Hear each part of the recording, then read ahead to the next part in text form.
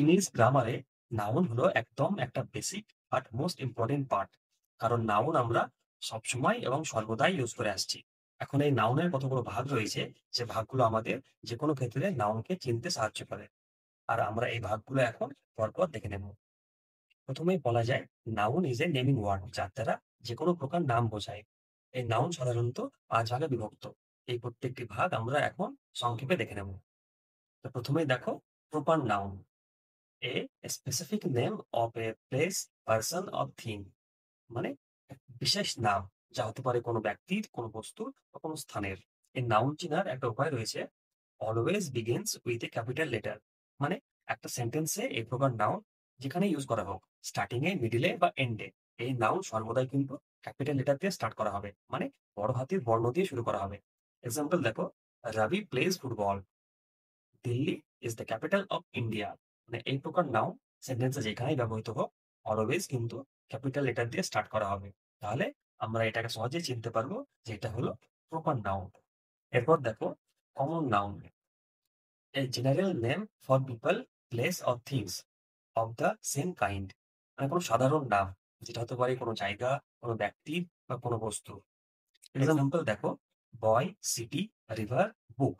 এখন একটা কথা বলা যায় যে এই প্রকার নাউন কিন্তু সবসময় ক্যাপিটাল লেটার দিয়ে স্টার্ট হয় না।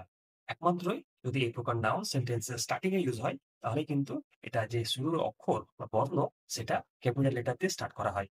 এক্সাম্পল দেখো, the boy is playing, a city is full of people. এরপরে এগিয়ে যাবো।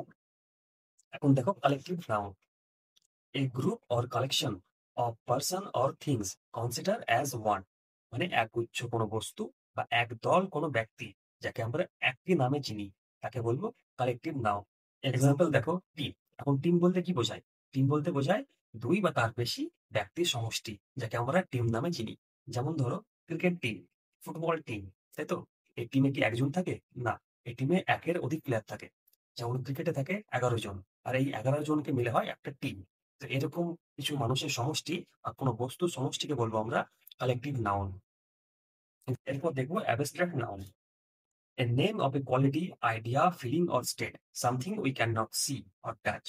এটা হলো এক প্রকার নাম, এটা হতে পারে কোনো চিন্তা ভাবনা, কোনো অনুভূতি বা কোনো অবস্থা, যেটা কোনো সময় আমরা স্পর্শ করতেও পাই না, আবার কোনো সময় আমরা দেখতেও পাই না। লাভ, যেমন এক্সাম্পল দেখো, লাভ, ট্রুথ, বিউটি, অ্যাঙ্গার, অনেস্টি। আচ্ছা, অনেস্টি কি ছোঁয়া যায়? অনেস্টি ছোঁয়া যায় না। তো এরকম যে সকল নাউন গুলো আছে, এগুলোকে বলে অ্যাবস্ট্রাক্ট নাউন। এরপর দেখো, material noun, a noun that names a material or substance from which things are made. এটা হলো এক প্রকার নাম, যেটা বোঝায় কোনো পদার্থ বা কোনো দ্রব্যের নাম, যার দ্বারা অন্য একটা দ্রব্য তৈরি হয়। যেমন example, gold, silver, wood, cotton, milk, water. প্রত্যেকটাই একটা দ্রব্য, যা দিয়ে অন্য আর একটা কোনো বস্তু তৈরি করা যায়। যেমন ধরো, এখানে এক্সাম্পল দেওয়া আছে, the ring is made of gold. আংটিটি সোনার তৈরি। এখন উড, উড দিয়ে কি কি তৈরি হয়? টেবিল, খাট, বেড, সমস্ত কিছু। এরপরে দেখো, কাউন্টেবল নাউন, মানে যেগুলো গণনা করা যায়। Example, apple, pen, chair. এগুলো আমরা গুনতে পারি। তারপর দেখো, আনকাউন্টেবল নাউন, মানে যেগুলো গণনা করা যায় না। যেমন মিল্ক, সুগার, রাইস, ওয়াটার। এগুলো হচ্ছে আনকাউন্টেবল নাউন, যেগুলো গণনা করা যায় না। এরপর দেখো, এখানে সেন্টেন্সে নাউনের কিছু ইউজ রয়েছে, যে নাউন কি কি ভাবে সেন্টেন্সে ইউজ করা যায়। As a subject, Riya dance well. As a object, I saw a dog. As a complement, she is a teacher. তাহলে দেখতেই পাচ্ছ একটা সেন্টেন্সের নাউন কত রকম ভাবে ইউজ করা যায়। এখন তোমাদের জন্য একটা ছোট্ট প্র্যাকটিস সেটের ব্যবস্থা করা হয়েছে, যেখান থেকে তোমরা নাউনকে আইডেন্টিফাই করবে। আর কিছু বুঝতে অসুবিধা হয় অবশ্যই জানাবে।